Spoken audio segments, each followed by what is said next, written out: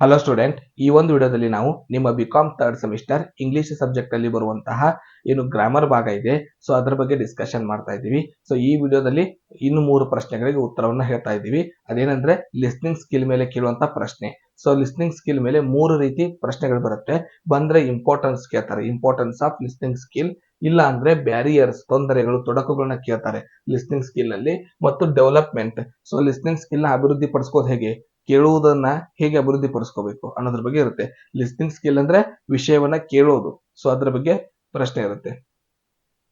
ಮೊದಲನೇದು ಇಂಪಾರ್ಟೆನ್ಸ್ ಅದ್ರದ್ದು ಅವಶ್ಯಕತೆ ಏಕಿದೆ. It is important for social as well as professional life. Second point, not tend to act wrongly. ಮೂರನೇದು, misunderstanding due to poor listening skill. ನಾಲ್ಕನೇದು, it is essential requirement for understanding topic. ಐದನೇದು, to become successful be a good listener.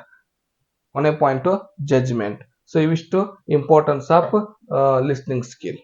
ಇನ್ನು ಎರಡನೇದು barriers, ತೊಡಕುಗಳು, ತೊಂದರೆಗಳು, ಕೇಳುವುದರಾಗ ಉಂಟಾಗುವಂತಹ ತೊಂದರೆಗಳು, ತೊಡಕುಗಳು. ಒಂದನೇದು adverse physical atmosphere, lack of motivation, improper perception, negative personality and traits. So these are the barriers of listening skill. ಇನ್ನು ಕೊನೆಯದಾಗಿ ಡೆವಲಪ್ಮೆಂಟ್, ಅಭಿವೃದ್ಧಿ ಪಡಿಸಿಕೊಳ್ಳೋದು ಹೇಗೆ. Develop vocabulary skills, focus on purpose, positive attitude, discipline mind, note taking, avoid distraction. So these are the development. So listening skill ಮೇಲೆ importance, barriers, listening skill, ಈ ಮೂರರಲ್ಲಿ ಒಂದು ಪ್ರಶ್ನೆ ಕೊಡ್ತಾರೆ. ಲಿಸ್ನಿಂಗ್ ಸ್ಕಿಲ್ ಮೇಲೆ ಕೇಳೋದಾದ್ರೆ 3 ರೀತಿ ಬೇರೆ ಬೇರೆ ಆನ್ಸರ್ ಇದೆ. ಸೊ ಒಂದಕ್ಕೊಂದು ಪಾಯಿಂಟ್ ಸಂಬಂಧ ಇರೋದಿಲ್ಲ. ಸೊ ಅದರ ಪಾಯಿಂಟ್ ಅದಕ್ಕೆ ಸಂಬಂಧಪಟ್ಟಂತೆ ಬರಿಬೇಕಾಗುತ್ತೆ. ಸೊ ಮುಂದಿನ ವಿಡಿಯೋದಲ್ಲಿ ಮತ್ತೊಂದು ಗ್ರಾಮರ್ ಒಂದಿಗೆ ಸಿಗೋಣ. ಧನ್ಯವಾದಗಳು.